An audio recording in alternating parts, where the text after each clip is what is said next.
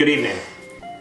I'm Don. I'm Chris. And I'm Bob. And welcome back to Wicked Good Beer Reviews. We're back once again to, both for you and for us, take all of our taste buds on yet another majestic voyage to a faraway place full of exotic libations that we are going to bring to you, the viewer. Now, every so often, we may not exactly have a beverage that is commonly available at your local watering holes or at your dinner tables, and today is no different. We have an especially unique beverage this evening, and it comes all the way from the very tip top of the Rocky Mountains.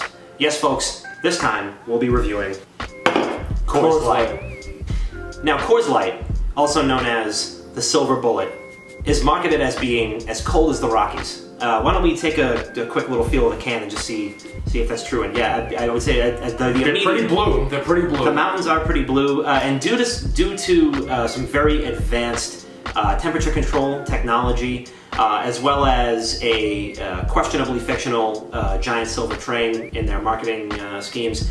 It seems like all of these beers are delivered and tapped directly from the top of the Rocky Mountains. Has anybody fact checked that? Absolutely, and they even say it on the can too. Like they just go through this very intricate process that they have. Yeah. Cold lagered, cold filtered, cold packaged. I don't know any other beers that are this cold all the time. I mean, it never gets warm. It's like Wendy's burgers. They're never frozen. Yeah. But just on the complete opposite of these beers. What a combination. You know, a nice burger and a beer. A Wendy's burger and a beer. I want a 3-stack Baconator right now. Which is arguably the best burger you can get at a fast food restaurant. I wouldn't even argue that. I couldn't argue that. Well, I mean, we already looked at the can. The Rockies are blue. Why don't we crack these bad boys open, see how they pour, see how it feels on the nose? Absolutely. Make sure you still the glass. Thanks, Dad. You know what else is great about these cans? What? These silver bullets, great against werewolves. I've heard that. I would be hesitant to think that there is a better defense against a werewolf than a silver bullet such as a Coors Light. And as far as I'm concerned, the Twilight series could have ended a lot sooner if there were more Coors Lights on set. You know what else sticks out to me about the can? So it's more tall and skinny than a lot of the ones that we're used to. Mm. So there's less tension in the middle. So I feel like if you were to have to smash the can like an accordion, maybe over under your foot or maybe off your head, I feel like it would be a lot easier with this can. You know what's great about it as well? You know, the height of it. Yeah. If you want to chip a tooth and you want to just take a nice bite out of the can and just get a nice wolf going. Yeah. You know, you're in the middle of the woods in Maine. You get to prove something to your friends for some reason. Sure. It's ready for anything. Yeah, which is right. Absolutely. There's a mountain right on the can. I mean, you could be at the top of a mountain, you could be at the bottom, you could be in your own mountain. You know, to some people, life is a mountain. And, we're climbing right on with this. You guys think we should maybe take our first sip and just kind of I think we give it a nice little sniff first. Yeah, let's think about the aroma. We don't want to rush into things. We definitely don't want to do this too quickly. So. Oh, wow, okay. Cool. This is different. It definitely smells like a light beer. Mm-hmm. I'll tell you that. Absolutely, yeah. This isn't definitely is not too overbearing on the sense. It's very very accessible. Yeah. Very entry level. Yeah. I would say this is a working man's beer. I would definitely say that. And I mean, like you said, it doesn't smell too overpowering. It kind of has the smell of a seltzer water, maybe with some extra minerals in it, you know? So it just goes to show, these things are probably really good for you. I still don't have a sense of smell, guys, so I'm gonna...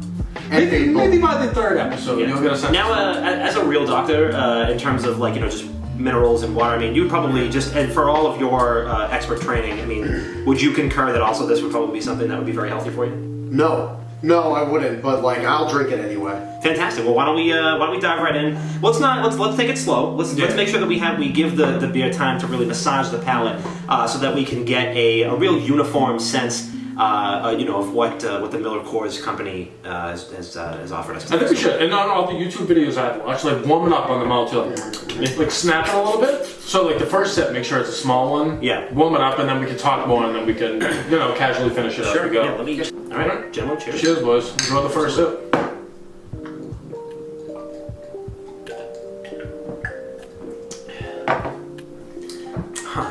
It's a different one.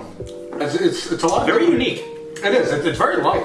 Very light. It feels like I just had a nice Pellegrino, maybe after a little chicken salt and boca, just nice and bubbly. Yeah, this really giving me a nice little, I feel like I've been transported to this really stately mountain lodge. Maybe, you know, I'm in this like this nice jacuzzi overlooking the polar ice caps of the Rocky Mountains. You know, I feel like this is a beer that you know, really takes you on vacation, really takes you with it. It really does. Like I definitely see myself on like a deck, maybe in the middle of like Maine somewhere. Everyone went skiing while I stayed back, and I was just drinking alone in a jacuzzi. You know, maybe had a bacon, egg, and cheese for breakfast, decided to hit the jacuzzi. Yeah. You know, maybe spark up a cigar, have a nice beer, and I see myself taking a dozen of these for a ride in an afternoon, no problem. Yeah, you know, and I love that you started off on the path where we could talk about what foods to best prepare this with.